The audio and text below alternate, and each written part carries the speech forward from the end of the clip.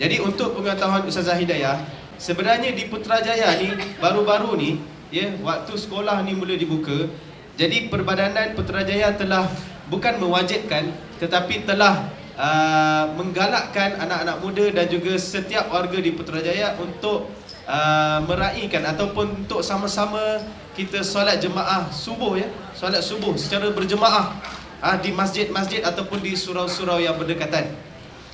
Jadi di sini kita dah nampak solat jemaah tu ramai. Perbezaannya memang agak, orang kata, ketara lah. Sebelum ni ada satu saf, sekarang ni penuh sampai ke belakang.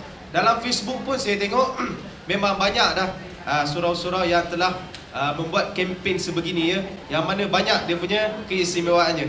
Jadi di sini saya nak Ustazah boleh kongsikan kepada adik-adik dan juga kepada muslimin muslimat yang hadir di sini. Di antaranya ialah apakah keistimewaan kita solat berjemaah dan kenapa solat tu bukan solat subuh je penting, tapi kenapa solat-solat yang lain pun penting, berkaitan dengan akhlak ataupun syariat yang dibawa oleh Rasulullah sallallahu alaihi wasallam. Dipersilakan Ustazah. Bismillahirrahmanirrahim. Alhamdulillahirabbil alamin. Wassalatu wassalamu ala asyrafil anbiya wal mursalin wa ala alihi wa sahbihi ajma'in. Rabbi syrah lana sudurana wa yassir lana umurana wa halul 'uqdatam min alsinatina yafqahu aqwalina. Assalamualaikum warahmatullahi wabarakatuh. Masya Allah, sihat semua hari ini? Sihat. Kalau tak sihat, di rumah kan, tak pergi sekolah. Jadi hari ini Alhamdulillah Allah bagi kesihatan kepada kita semua, ya, untuk kita bersama-sama dalam satu majlis yang Masya Allah, yang sangat dituntut untuk kita bersama-sama meraihkannya. Walaupun kita sudah berada bukan lagi dalam Rabiul Awal. Sekarang ni bulan Hijrah, bulan apa adik-adik? Rabiul Akhir, dah hampir dah Rabiul Awal. Tapi saya ucapkan tahniah kepada guru-guru, tuan pengetua, cikgu-cikgu yang bertungkus lumus. Saya faham nak cari tarikh tu payah juga kan, sebab hari tu waktu cuti sekolah kan, takkan nak suruh budak datang pula. Tapi cikgu-cikgu Masya Allah dengan gigihnya, di awal pembukaan sekolah, cikgu-cikgu mengadakan majlis Maulidur Rasul sallallahu alaihi wasallam. Tepuk tangan untuk diri adik-adik semua.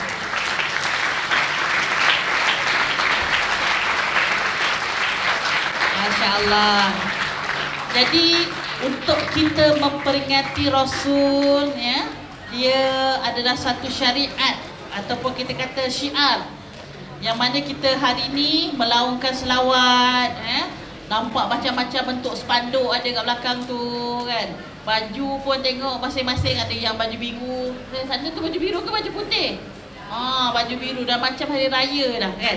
Yang ada bersongkok, yang ada bereben, semua macam-macam, ya.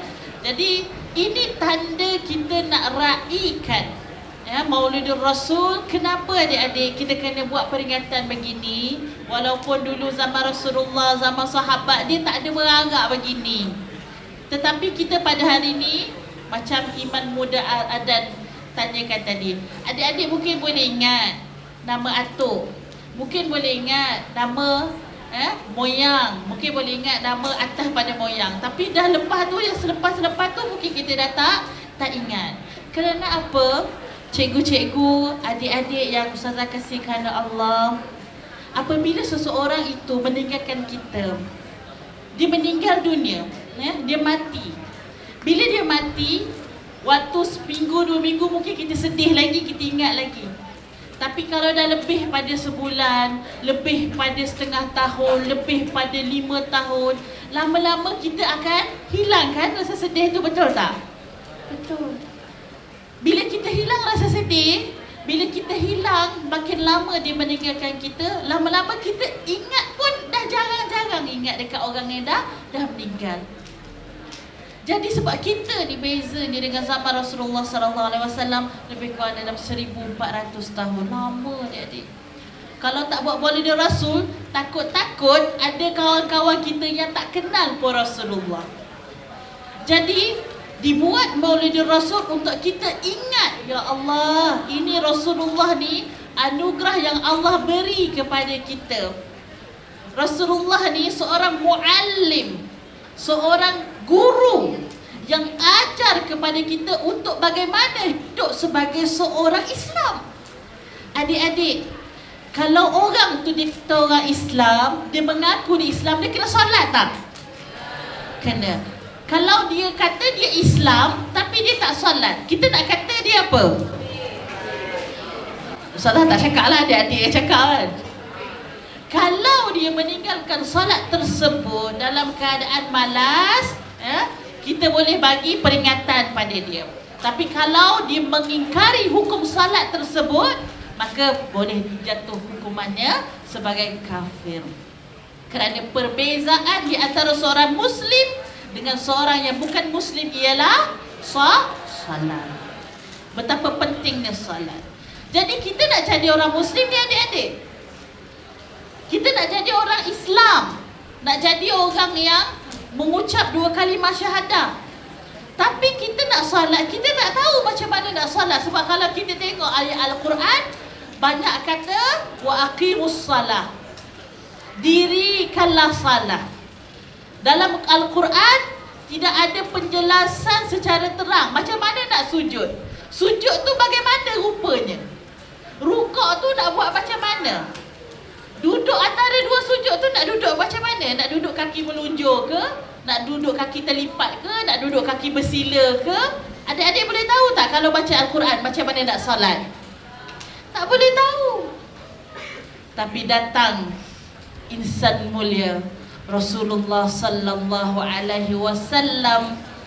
Sabda Rasulullah, sallu kama raaitumuni usalli. Wahai para sahabat, aku ni Allah utus untuk ajar kamu. Nak ajar kamu jadi orang Islam. Jadi kamu nak salat, kamu tengok macam mana aku salat. Rasulullah ajar kita setiap satu perbuatan di dalam salat kita itu diajar bagaimana untuk berdiri. Macam mana yang kita kena tahu? Macam mana kita tahu tangan tu waktu berdiri kena macam tu adik-adik? Kita tahu sebab cikgu kita ajar. Cikgu kita tahu sebab tok guru dia ajar. Tok guru tahu sebab ulama ajar. Ulama tahu sebab sahabat tengok Rasulullah solat berdiri, tangan letak dekat dada ke, dekat perut ke? Ada yang dekat perut, ada yang dekat dada kan? Sebenarnya kalau ikutkan, bila adik-adik pergi ke Mekah, adik yang pernah pergi umrah kat tangan? Ramai juga yang pernah pergi umrah. Kalau adik-adik pergi umrah, tengok macam-macam. Orang letak tangan, ada letak kat atas, ada orang letak bawah sangat kan? Ada orang letak dekat tengah. Kita mazhab Syafi'i di tengah-tengah, di pertengahan perut, iaitu mazhab yang paling bersederhana di dalam ibadah.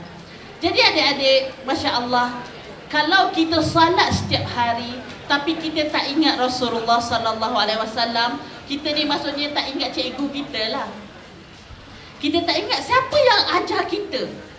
Nak salam tu hujung sekali nak bagi salam Assalamualaikum warahmatullahi. Kenapa adik-adik tak jawab ataupun kita tak sebut dalam solat kita Assalamualaikum warahmatullahi wabarakatuh? Ada tak sebut wabarakatuh? Tak ada kan? Sedangkan kalau kita bagi salam biasa ni kan sunat, bagus kalau cakap salam Assalamualaikum. Kalau lebih bagus lagi Assalamualaikum warahmatullahi. Lebih bagus lagi kalau Assalamualaikum warahmatullahi wabarakatuh. Kalau lebih bagus lagi Assalamualaikum warahmatullahi wabarakatuh waridwanu wa maghfiratuh. Ada yang lebih bagus lagi. Tapi dalam salat kita buat sekadar apa? Assalamualaikum warahmatullahi. Sebab Rasulullah buat macam tu. Bila Rasulullah buat begitu, kita ini adalah anak murid yang mengikut tok guru kita, cikgu kita yang paling utama, iaitu Rasulullah sallallahu alaihi wasallam. Maka kalau kita sambut Maulidur Rasul, kita kena lebih rasa cinta pada Rasul, kita kena beratkan bagaimana kita nak memperingati bagaimana Rasul salat, dan kita perlu juga membanyakkan sebab kita tahu dalam manusia seluruh dunia ni yang paling banyak solat ialah Rasulullah. Rasulullah doa pada Allah, ya Allah, jadikanlah salat itu sebagai buah hati aku, iaitu apa? Qurrata ayun. Rasulullah doa minta pada Allah. Rasulullah minta doa pada Allah supaya salat itu jadi benda yang paling suka kita buat. Kalau kita adik-adik, kita paling suka buat apa? Main game, tidur, bersukan, Masya Allah. Macam-macam yang kita suka kan, tapi ada yang kita paling suka. Maksudnya Rasulullah ada macam-macam yang Rasulullah suka, tapi yang paling Rasulullah suka ialah salat. Maka kalau kita kata Rasulullah suka salat, maka kita pun kena memperbanyakkan diri kita. Rasulullah tu dah dijamin masuk syurga. Seorang yang Allah tidak ada tulis ke atasnya sejalit dosa pun. Seorang yang sangat suci, seorang yang sangat sempurna, dan dijamin juga masuk syurga. Tapi Rasulullah salat pada malam hari sampai isterinya Sayyidatina Aisyah yang digelar sebagai Humairah, pipinya kemerah-merahan. Sebab tu orang kita, adik-adik kalau nak pipi merah pakai apa? Pakai lipstick. Allahu Akbar. Pakai blusher kan. Sebab apa? Kalau pipi merah tu maksudnya apa? Kalau tak merah dia nak cuba jadikan merah kan. Sebab apa? Cantik kan merah. Tapi Sayyidatina Aisyah dia memang natural cantik. Dia punya pipi dia warna kemerah-merahan. Isteri Rasulullah ni tengok Rasulullah salat sampai apa? Tengok tumit Rasulullah sampai pecah-pecah. Cuba tengok sini, tengok ada tak tumit yang pecah? Tak ada pecah. Cikgu-cikgu ada tak tumit yang pecah? Ada juga kan. Pecah sebab apa? Sebab kering, sebab selalu sangat pijak simen. Kita ada juga pecah, tapi bukan pecah sebab salat. Tapi insan yang dah di dalam syurga tadi, pecah lutut, pecah tumitnya, berdarah tumitnya, tetapi kerana apa? Kerana banyak sangat tunaikan salat. Maka isteri Rasulullah pun bertanya kepada Rasulullah sallallahu alaihi wasallam, "Abah, tu kan orang Kelantan lah. Abah ni dah confirm dah masuk syurga. Kenapa Abah banyak sangat salat? Dah confirm dah masuk syurga, tapi macam beria-ria sangat kan, nak minta pada Allah, nak minta ampun pada Allah." Apa jawab Rasulullah sallallahu alaihi wasallam? "Afala akunu abdan syakura?" Salahkah aku, wahai isteriku, untuk aku ini menjadi orang yang paling bersyukur kepada Allah? Maksudnya lagi banyak solat kita, lagi banyak kita kata apa? Thank you Allah. Thank you Allah bukan sekadar kita ucapkan pada lidah kita, bukan sekadar kita buat dengan perbuatan, tetapi kita kena menunaikan salat. Bila kita tunaikan salat, maksudnya kita bersyukur dengan nikmat yang Allah berikan pada kita. Rasanya Allah bagi nikmat pada kita sikit ke banyak, adik-adik? Banyak. Apa antara nikmat Allah bagi pada kita?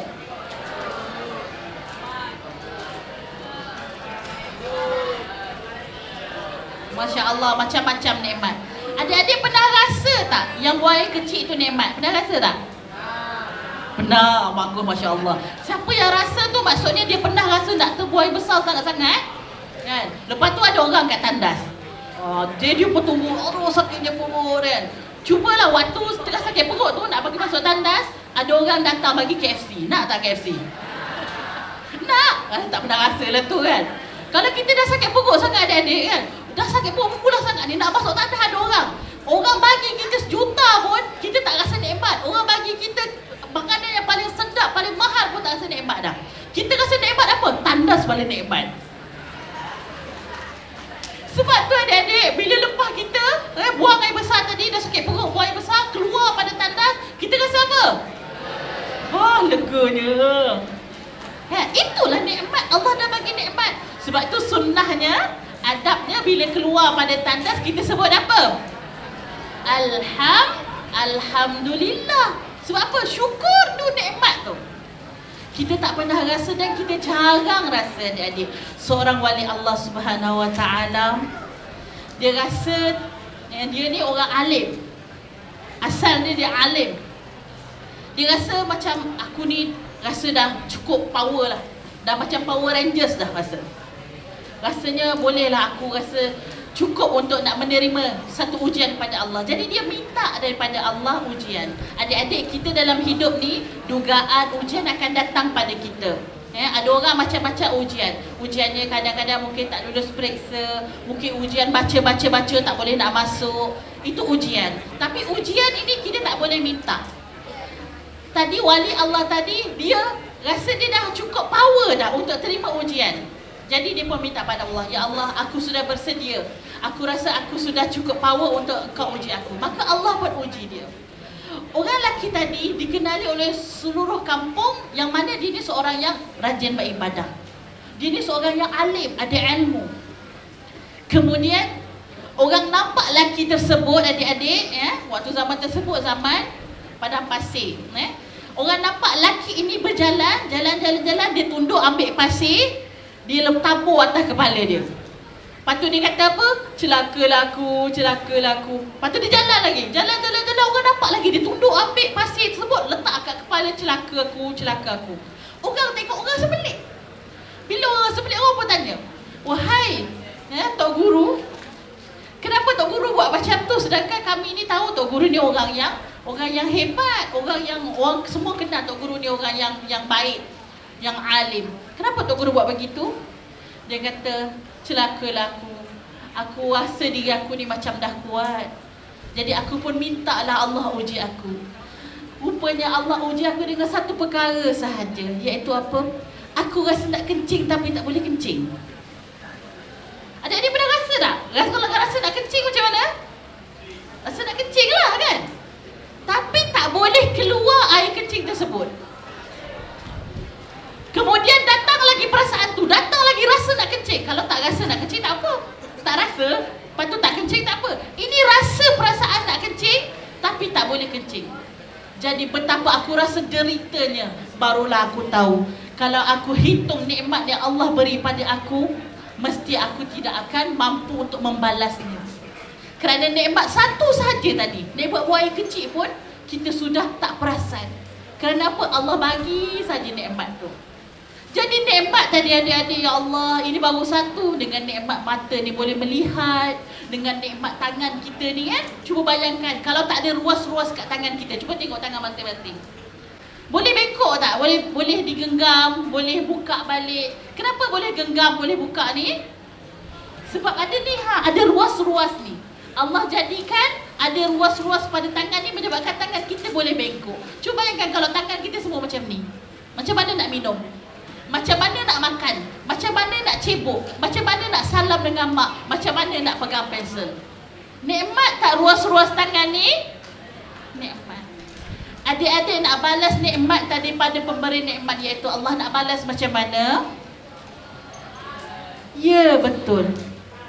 Balas dengan menunaikan salat. Itulah tanda kita bersyukur kepada Allah dengan nikmat kita. Dan sebelum akhirnya, satu ayat Allah Subhanahu wa taala tentang salat. Allah kata kepada kita, Allah i'lankan kepada kita, a'udzubillahi minasyaitonirrajim, innani anallah. Allah i'lankan kepada kita, wahai hamba-hambaku, wahai manusia, aku nak bagi tahu ni, aku ni Allah. Allah cakap pada kita, innani anallah fa'budni. Sembahlah. Maka kalau kau tahu aku ni Allah, sembahlah aku. Wa aqimus salata li dzikri. Dan engkau tunaikanlah salat untuk mengingati aku. Adik-adik, mungkin ramai pada kita yang tunai salat, tapi tak ramai daripada kita yang tunai salat untuk mengingati Allah. Kita salat bukan sekadar kita salat dengan jasad, tetapi kita salat dengan hati kita sentiasa ingat pada Allah. Itulah salat yang sampai kepada tahapnya, ataupun kita kata full marknya.